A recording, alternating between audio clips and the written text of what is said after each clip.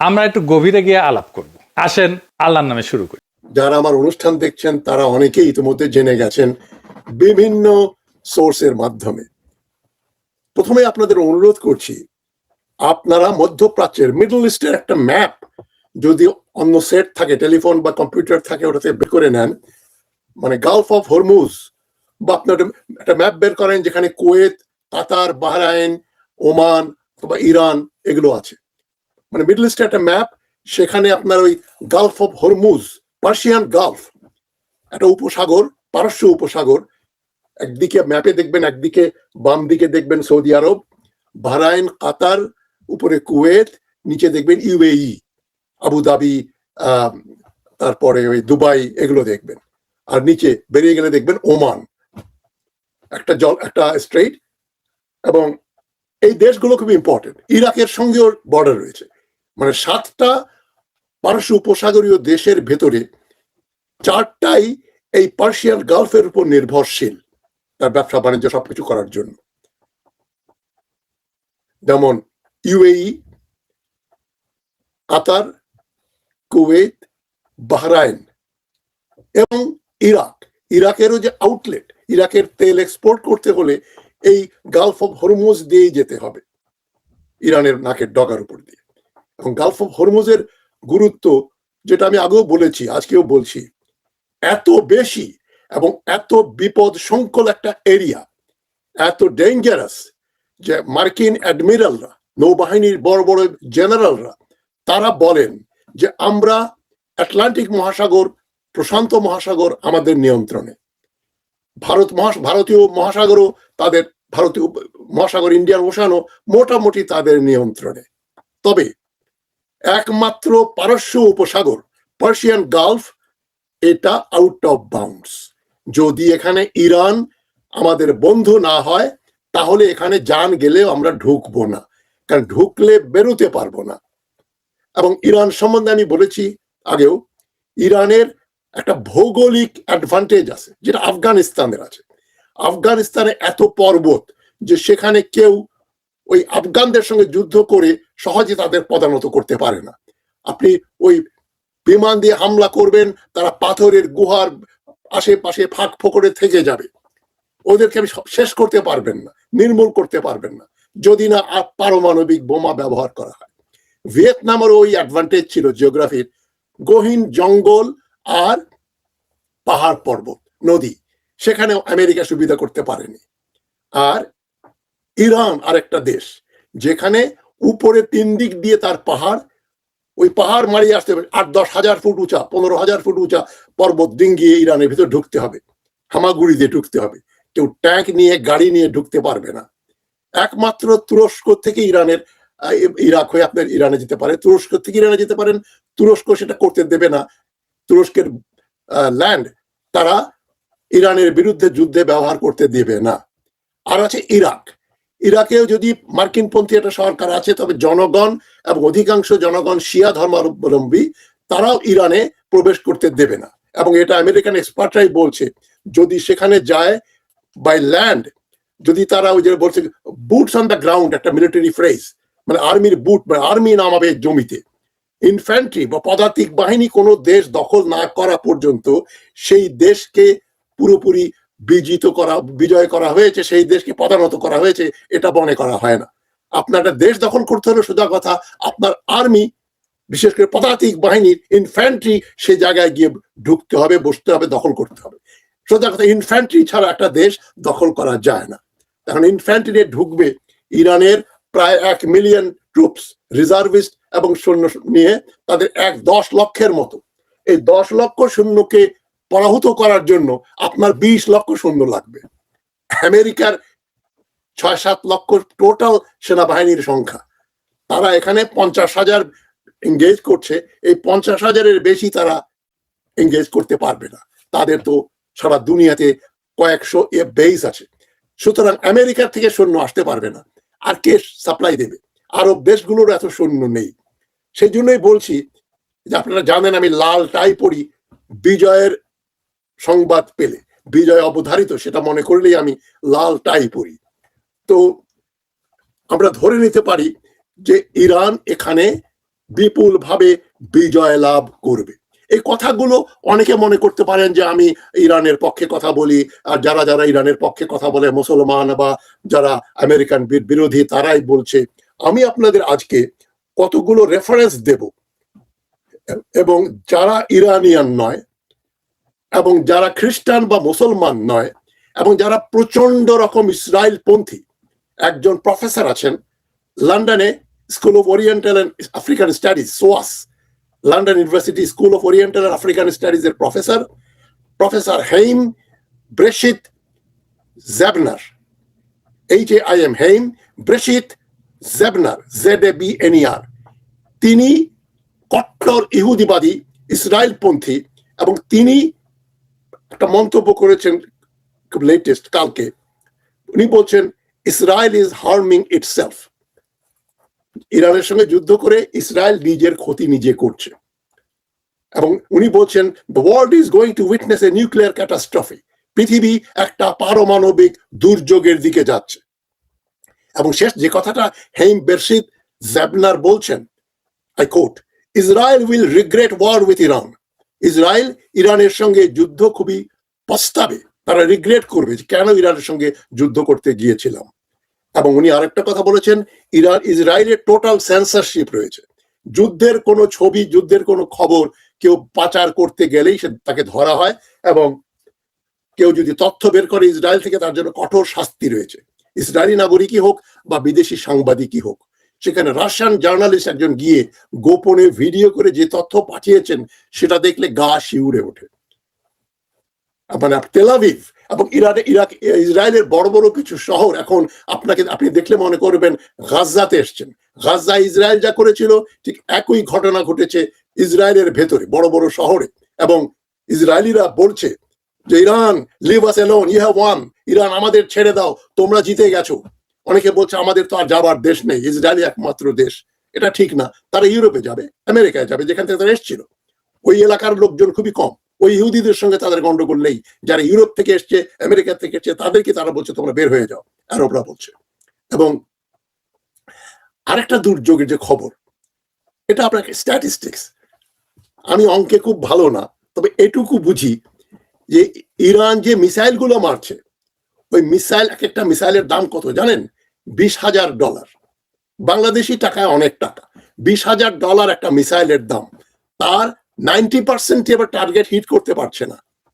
তা সত্ত্বেও ইরান জিতবে, এটা আমি মনে করি। কেন? এখন এক্সপার্টরাই বলছেন, যারা ভেতরের খবর রাখেন তারাই বলছেন যে ওই ইরানের একটা মিসাইলের দাম $20,000।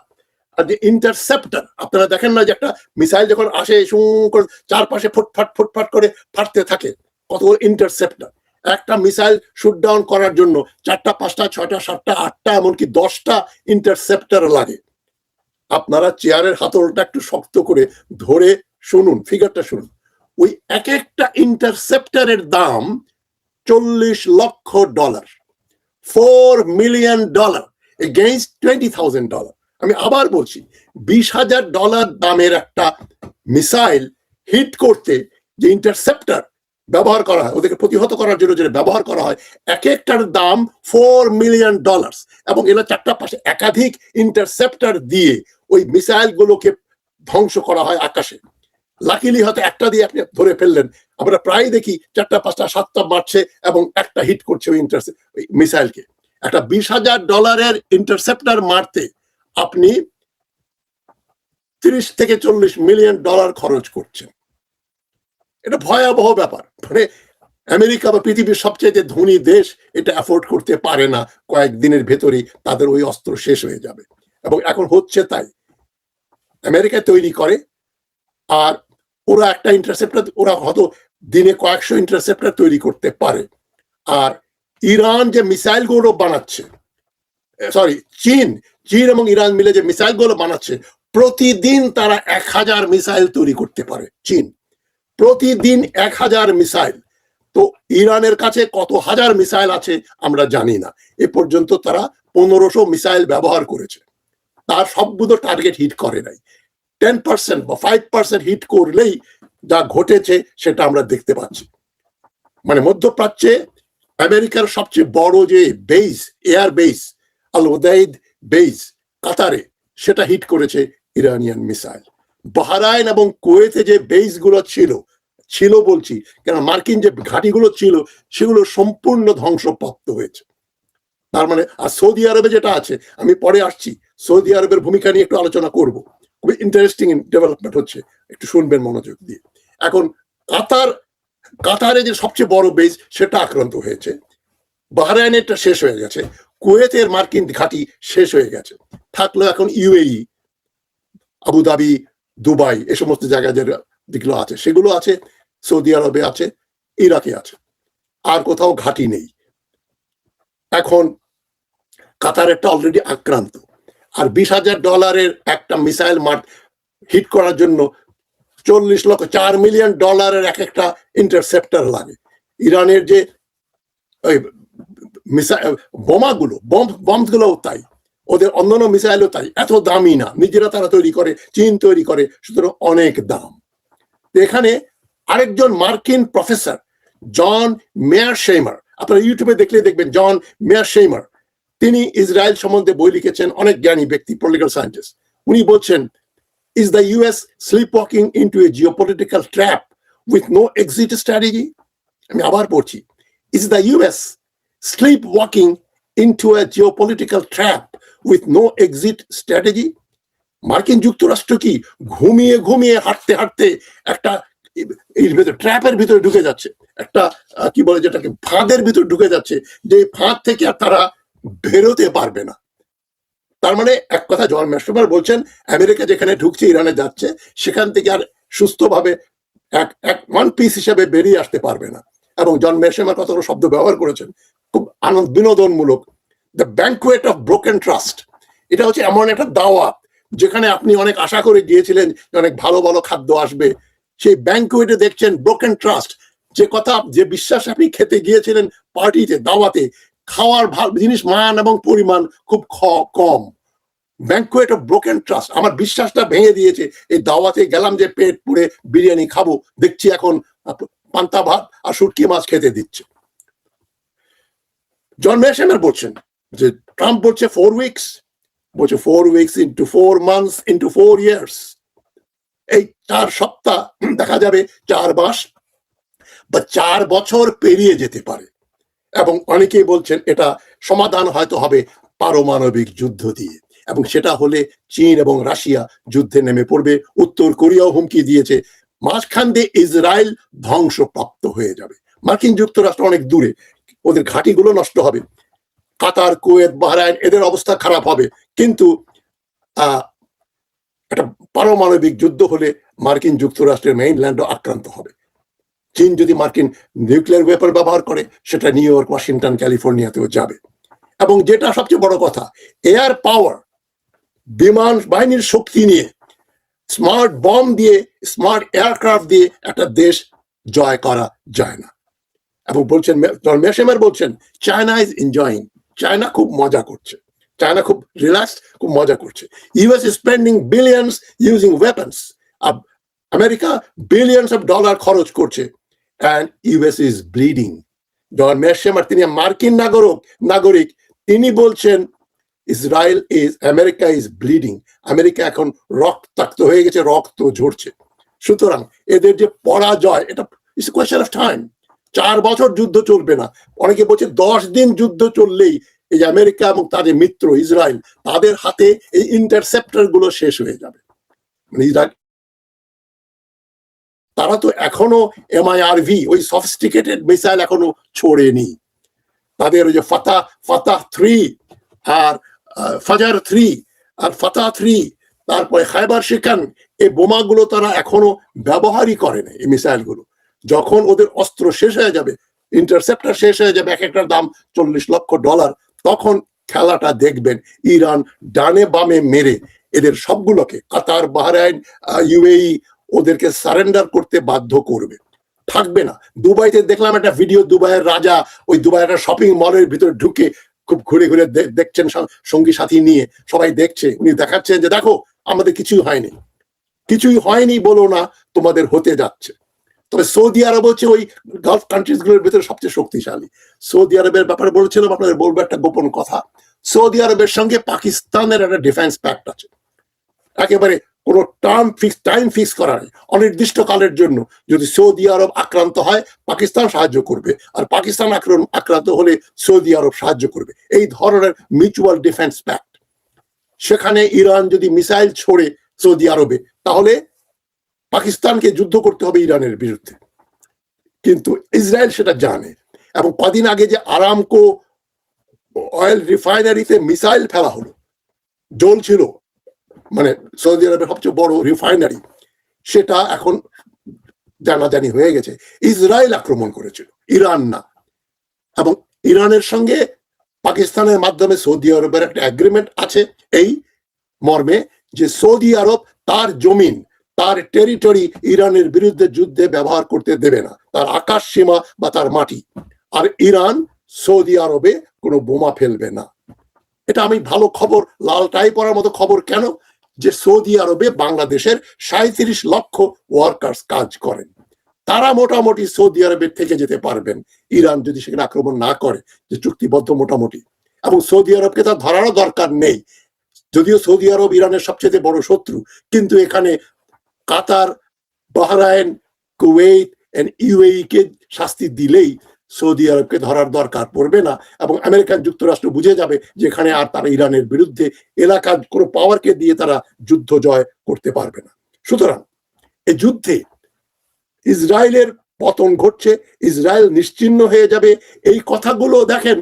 এই যে ডাগলাস ম্যাকগ্রেগর নামে একজন retired American colonel, Douglas Macgregor, new world, Iran will win and Israel may not survive, একটা ইউটিউব আপনারা দেখতে পারেন, Douglas Macgregor, MACGREGOR, new world.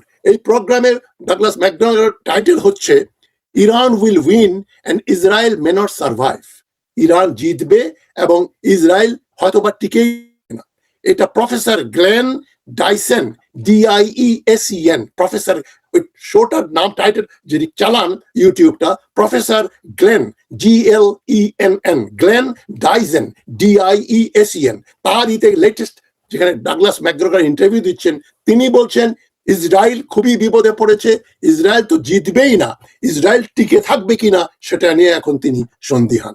উনি একই কথা বলেছেন যে $20,000 মিসাইল, $40 লক্ষ দামের ইন্টারসেপ্টার, এক একটার দাম, সেটা দিয়ে ডাউন করা এর চাইতে বড় ইকোনমিক ব্লান্ডার আর মিস অ্যাডভেঞ্চার হতে পারে না। আপনি $20,000 মিসাইলকে $40 লক্ষ ইন্টারসেপ্টার দিয়ে হত্যা করবেন, সেটা হয় না। এবং তাদের অস্ত্র কমে যাচ্ছে, এই মিসাইলগুলো এখন দেখা যাচ্ছে ইসরায়েলের হাতে কিছুটা থাকলেও ইন্টারসেপ্টার আমেরিকার বন্ধু দেশগুলো যারা ওখানে আছে, সৌদি আরব বলেন, কুয়েত, কাতার, বাহরাইন, এদের কাছে শেষ হয়ে গেছে প্রায়। আর সবচেয়ে মজা যে কথাটা আমি বলছি, কেন ইসরায়েল হেরে যাবে, ইরান কেন জিতবে, এই আপনাদের ম্যাপটা দেখতে বলেছি, পার্সিয়ান গালফের ম্যাপটা আবার দেখেন। একদিকে নিচে এই যে হরমুজ, স্ট্রেট অফ হরমুজ, সরু, ওই জায়গায় ল্যান্ডটা বেঁকে এরকম হয়ে গেছে, ওখানে মাত্র 21 মাইল চওড়া। এই 21 মাইলের ভেতরে 10-12 মাইল জাহাজ চালিয়ে যাওয়া যায়, বাদ বাকি শ্যালো ওয়াটার। 300 ফুট 200 বড় জাহাজ গেলে মাটিতে আটকে যাবে। নিচে মাউন্টেন্স আছে, পাহাড় আছে, ওই স্ট্রেট অফ হরমুজের পানির নিচে একটু অসাবধান হলেই পাহাড়ের সঙ্গে টক্কর লেগে জাহাজ ডুবে যাবে।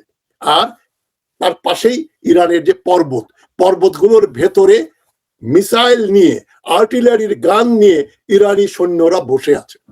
একটা জাহাজ ঢুকবে, উড়িয়ে দেবে। আমেরিকার এয়ারক্রাফট ক্যারিয়ার যদি ঢুকতে চায়, ওটাই আমেরিকান অ্যাডমিরাল বলছেন, তার ভিডিও দেখলাম, বলছেন যে দ্যাট উইল বি সুইসাইডাল। আমরা বাবা ওইখানে গালফ অফ হরমুজে আমরা ঢুকতে পারবো না, আমরা বাইরেতে যুদ্ধ করবো, বিমান দিয়ে বোমিং করবো, ওইখানে আমরা ঢুকতে পারবো না, আমরা নিরুপায়। আমাদের Atlantic Ocean, Pacific Ocean, Indian ওশানে যেতে পারবো, কিন্তু ওইখানে ঢুকতে পারবো না যদি ইরান হস্টাইল হয়, ইরান যদি শত্রু ভাবাপন্ন হয়। এখন আপনাদের আরেকটা খবর দিচ্ছি, এই যে দেশগুলো কুয়েত, বাহরাইন, কাতার এবং ইউএই, এরা যে খাদ্য আমদানি করে, এই গালফ অফ হরমুজ দিয়ে খাবারগুলো যায়, ঠিক আছে, পাশেই সৌদি আরব, সৌদি আরব থেকে স্থল পথে তারা ট্রাকে করে, ট্রেনে করে খাবার দাবার নিয়ে আসলো, হ্যাঁ, সাবান, টুথপেস্ট, শ্যাম্পু, খাবার দাবার, কাপড় চোপড়, এগুলো সরবরাহ হলো। কিন্তু ওদের তেল এক্সপোর্ট করবে কি করে? ইরাকের তেল যেতে হলে ওই পার্সিয়ান গালফ অফ হরমুজের পাশ দিয়ে ওই ট্যাঙ্কারটা যেতে হবে। ইরান ঠাস মেরে দেবে, ট্যাঙ্কারটা ডুবে যাবে এবং সেখানে আমেরিকা কিছু করতে পারবে না। এবং ইসরায়েলের পাহাড়ের জঙ্গলের ভিতরে লুক্কায়িত মাইন, আবার প্রচুর মাইন ফেলেছে ওখানে, সমুদ্রে মাইন, জাহাজ যেতে গিয়ে আটকে ব্লাস্ট করবে, মাইন ব্লাস্ট করবে, জাহাজ ডুবে যাবে। এখন ইরাকের তেল কুয়েত, কাতার, বাহরাইন এবং ইউএই মানে দুবাই এবং আবুধাবির তেল যেতে হলে বহির বাজারে বিক্রি করতে হলে এই ট্যাঙ্কার গালফ অফ হরমুজের ভিতর দিয়ে যেতে হবে। আরেকটা উপায় করতে পারে তারা, সৌদি আরবে ট্রাকে করে সৌদি আরব থেকে তারা জেদ্দা পোর্টে যাবে, মানে সম্ভুক গতিতে একটা ট্যাঙ্কার যে পরিমাণ তেল জাহাজ নিয়ে চলে যায়, কয়েক মিলিয়ন গ্যালন, সেখানে আপনাকে ওই একটা জাহাজের তেল নিতে আপনাকে 1000 ট্রাক ব্যবহার করতে হবে এবং সময় সাপেক্ষে ওখান থেকে গিয়ে আবার আপলোড করবেন জেদ্দা পোর্টে, ওখান থেকে রপ্তানি করবেন, সম্ভব না, কস্ট অনেক বেশি পড়ে যাবে। আরেকটা খবর দিচ্ছি আপনাকে, সৌদি আরব থেকে শুরু করে গালফ স্টেট গুলো, কাতার, বাহরাইন, কুয়েত এবং ইউএই, তারা যে পানীয় জল, খাবার পানি যেটা তারা ব্যবহার করে, যে পানি তারা খায়, সে পানিটা তাদের ডিস্যালিনাইজেশন প্রজেক্ট থেকে তৈরি হয়। সমুদ্রের পানি, নোনা পানিকে তারা মিষ্টি পানি বানায় এবং এটা একটা প্রজেক্ট, একটা মেশিনের ভিতর দিয়ে বিরাট প্লান্ট, সেখানে এই পানি বিশুদ্ধ করা হয়, গরম পানি, নোনা পানিকে মিষ্টি পানি করা হয়। 60% ডিস্যালিনেশন প্রসেস ওখানে হয়। ওগুলোতে ইরান যদি ঠুস ঠুস ঠুস করে মিসাইল মেরে দেয়, ওই পানির প্ল্যান্ট গুলো ধ্বংসপ্রাপ্ত হয়ে যাবে। বিরাট বিরাট, ওটা আকাশ থেকে স্যাটেলাইট থেকে দেখা যায়, এত বড় ওই পানি মিষ্টি করার, মানে লবণ ডিস্যালিনেট করার যে প্রজেক্ট, ওটা ধ্বংস হয়ে গেলে খাবার পানি পাবে কোথায়? পানিও পাবে না, তেল বিক্রি করতে পারবে না, এবং ওদের যে ইন্টারসেপ্টার মিসাইল মারার যে যন্ত্র, সেটা এত দামি এবং এত স্বল্প পরিমাণে রয়েছে, ওগুলো শেষ হয়ে গেছে অলরেডি। তারা আর 1 সপ্তাহ টিকতে পারবে না ইরানের মিসাইলের পাশে। তো ইসরায়েল রাষ্ট্রের এখন বেঁচে থাকাটাই বিরাট ব্যাপার, এবং ইসরায়েলের ক্ষয়ক্ষতির যে তথ্য আসছে সেটা ভয়াবহ। এবং গালফ স্টেট গুলো তেল রপ্তানি করতে পারবে না, খাবার পানি পাবে না, তাদের ইরানিয়ান মিসাইলকে প্রতিহত করার অস্ত্র থাকবে না। তারা তখন কি করবে? সারেন্ডার করবে, বলবে যে আমরা আমেরিকান বেস অলরেডি 4-5টা বেসের মধ্যে 3টা ধ্বংস হয়ে গেছে। তো এইভাবে চললে তো সবগুলো বেস ধ্বংসপ্রাপ্ত হয়ে যাবে। এবং আমেরিকান এম্বাসি বন্ধ করে দিয়েছে দুবাইতে এবং সৌদি আরবে, রিয়াদে। তার মানে আমেরিকার বলেছে, আমেরিকান নাগরিকদের বলছে তোমরা এখানে যাবে না, যারা আছো পালিয়ে চলে যাও। তো এইরকমটা একটা পরিস্থিতিতে খাবার পানি নষ্ট হয়ে যাবে, মিসাইল প্রতিহত করার অস্ত্র নাই, টাকা পয়সা এত বেশি লাগবে করতে এবং সময় লাগবে। ওই সময় তো ইরান দিচ্ছে না। ইরানকে বলেছিল আমরা আসো আলোচনা করি, যেটা আমি গতকালকের পরশু দিনের ভিডিওতে বলেছি। ইরান বলছে নো, আমরা যুদ্ধ চালিয়ে যাব, তোমাদের সঙ্গে কথা বলার আমাদের কোনো সময় নেই। এরকম একটা পরিস্থিতিতে এই যুদ্ধটা আর যদি 10 দিন 15 দিন, ট্রাম্পের ভাষায় 4 সপ্তাহ চলে, তাহলে এদিকে ট্রাম্পের আমেরিকার খোদ মার্কিন যুক্তরাষ্ট্রেও মাত্র 25% লোক এই যুদ্ধের পক্ষে রয়েছে, 75% লোক যুদ্ধের বিরুদ্ধে। অনেক রিপাবলিকান সিনেটররাও বলছে এই যুদ্ধ আমাদের জন্য একটা অভিশাপ, এখানে যুদ্ধে যাওয়ার একটা কোনো দরকার ছিল না। এবং ট্রাম্পের বডি ল্যাঙ্গুয়েজ দেখেন, এক্সপার্টরা বলছেন he looks very nervous and angry. সে যে বলছে আমি স্পেনের ঘাঁটি ব্যবহার করতে দেবে না, মানে আমাদের দরকার হলেই আমরা ব্যবহার করবো, we will use whether Spain likes it or not.